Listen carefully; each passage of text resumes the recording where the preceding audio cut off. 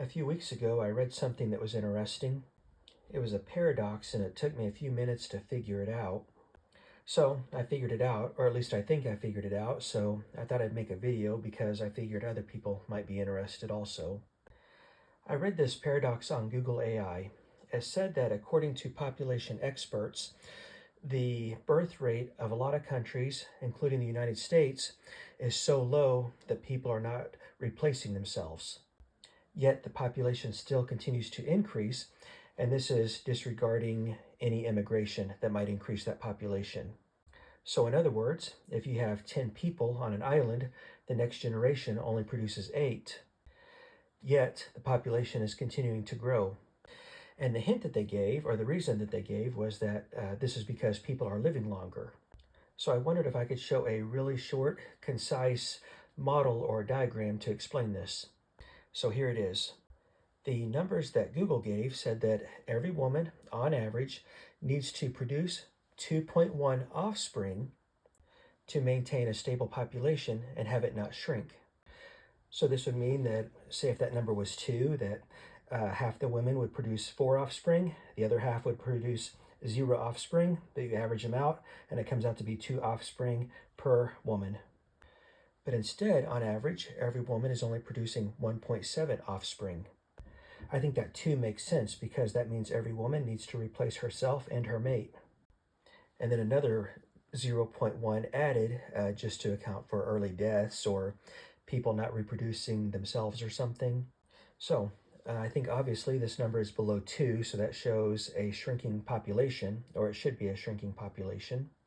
And I'll show what I came up with. As I often say, I'm no expert. I just make this stuff up because I like to solve puzzles and I'm just a curious sort of fellow. Let's take a deserted island, or maybe it's a desert island. It's just all sand and cactus or something.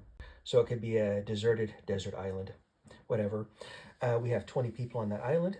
10 people are from the old generation that are no longer reproductive. 10 people are from the new generation and they are still reproductive. So if the birth rate matches the death rate, then every year 10 people from the old generation die, and then 10 people from the new generation will produce 10 new offspring, and the population stays stable. But let's say on this particular deserted island, some doctors fly in and start treating the population there. Everybody starts taking their statins and their ACE inhibitors, and most importantly, everybody stops smoking and they start controlling their diabetes. So now it's time to reproduce for these organisms or these people or whatever. So for the next generation, instead of having all 10 people die from the original old generation, only 4 die. So we end up with 6 in that generation. The reproductive age group does not lose any, so they go from 10 to 10, but then they have 8 offspring. So instead of having 10 offspring to replace their generation, they only have 8.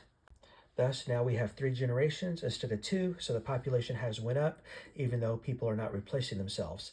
And if this goes on to another generation, and the original old generation still has some people left, then this population could continue to increase further, because then you'll have 4 generations instead of 3. So that's my take on it. If any experts see this and want to chime in, be my guest.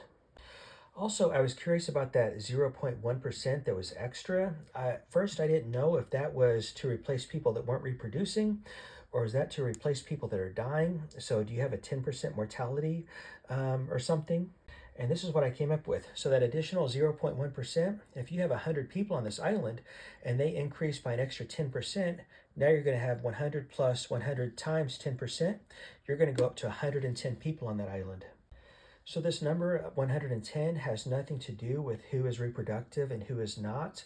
This 110 represents the number of people that exist and are walking around on that island. So this would mean that this additional 10% would represent the people that would die from early mortality, which that seems a little bit high to me, 10 out of 100. But maybe the population experts were just overestimating a little bit.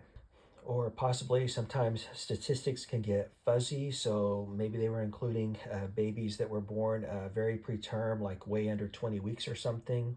In addition, I don't know, genetic illnesses, accidents, whatever. But it's just something to think about.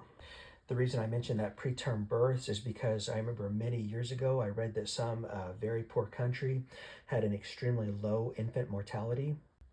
which didn't make any sense because infant mortality is one of the criterion that are used to determine a country's standard of living. So if you have an extremely low infant mortality or none at all, that indicates a country has an extremely high standard of living.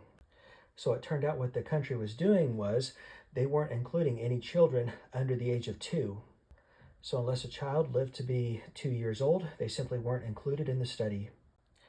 So I thought I'd throw that little tangent in there because sometimes these little tangents can be informative and interesting. And in this particular case, or this particular tangent, it teaches us to be critical or think critically of any information we come across because maybe it's true and maybe it's not. And then there's the old saying that there's lies, and then there's damn lies, and then there's statistics.